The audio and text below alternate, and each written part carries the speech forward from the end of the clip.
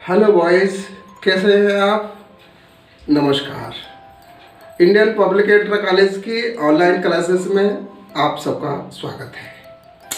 आज हम आपके लिए intermediate classes physics second chapter 1 प्रकाश, परावर्तन एवं अपवर्तन स्टार्ट करते हैं। प्रकाश क्या है।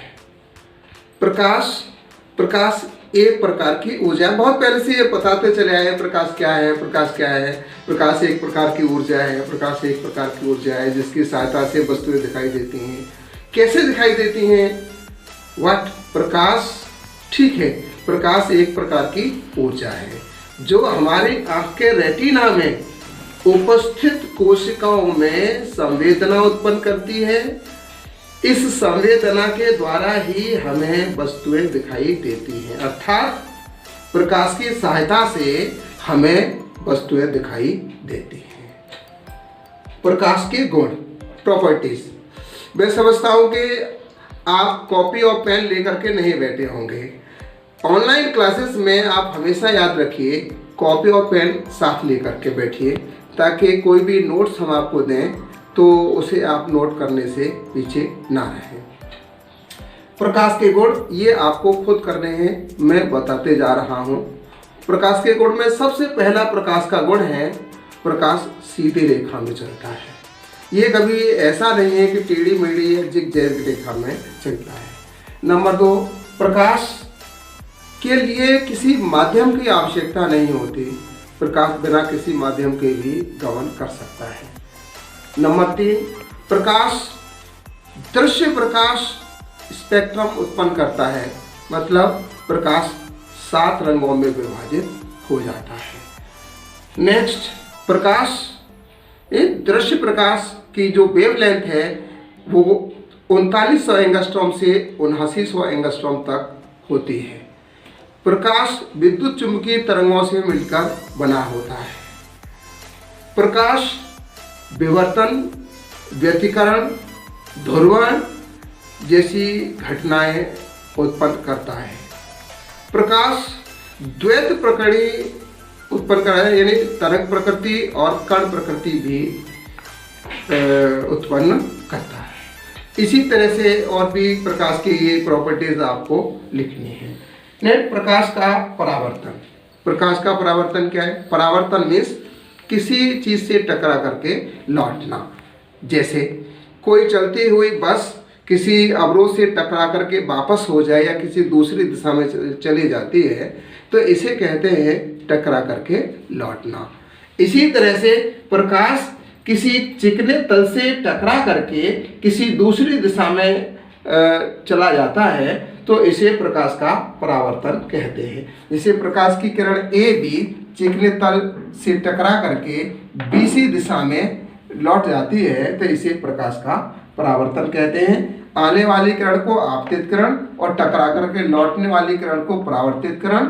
इस एंगल को आपतन कोण, दूसरे को परावर्तन कोण तथा आपतन बिंदु पर खींचे गए अविलंब को अविलंब कहा जाता है। परावर्तन के घटना कोई नियमों के अंतर्गत होती है, यूं ही नहीं होती। परावर्तन के 2 नियम होते हैं। पहला नियम आपतित किरण, परावर्तित किरण और आपतन बिंदु पर खींचा गया अविलंब तीनों एक ही तल में और एक ही बिंदु पर मिलते हैं। द्वितीय नियम, आपतन कोण सदैव परावर्तन कोण के बराबर होता है, मतलब angle I is equal to angle R। Angle I is equal to angle R। Note, अविलंबवत परावर्तन ना, प्रकाश की किरण आए और उसी रास्ते से वापस चली जाए। इसके लिए एंगल I और एंगल R का मान 0 होना चाहिए। नेक्स्ट, प्रतिबिंब। प्रतिबिंब क्या होता है?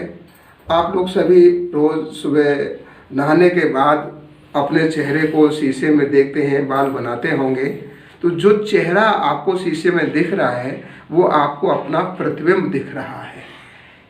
प्रतिबिंब क्या है? टेक्निकल डेफिनेशन की तरफ जाएं तो किसी वस्तु से टकराकर चलने वाले प्रकाश की किरण किसी बिंदु पर आकर के मिलती है या किसी बिंदु से आती हुई प्रतीत होती है तो उसे उस वस्तु का प्रतिबिंब कहा जाता है। हमने यहाँ लिखा है किसी वस्तु से चलने वाले प्रकाश की किरण दर्पण से परावर्तन के पश्चात जिस बिंदु पर मिलती है या जिस बिंदु से आती हुई प्रतीत होती है उसे उसका प्रतिबिंब कहते हैं। दर्पण प्रतिबिंब के प्रकार, प्रतिबिंब दो प्रकार के होते हैं। दो प्रकार के कौन कौन से? वास्तविक प्रतिबिंब, आभासी प्रतिबिंब। वास्तविक प्रतिबिंब कौन से होते हैं?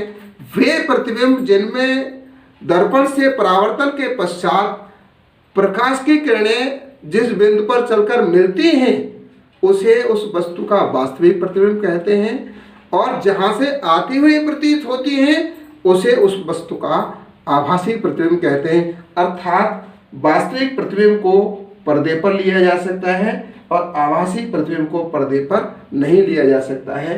इसके फोटोग्राफ खींचे जा सकते हैं। कॉपी पेन लेकर बैठिए, इसके नोट्स तैयार कीजिएगा। ये हम नेक्स्ट जब भी कॉलेज खुलेगा इन्हें चेक करेंगे। नेक्स्ट अगले दिन।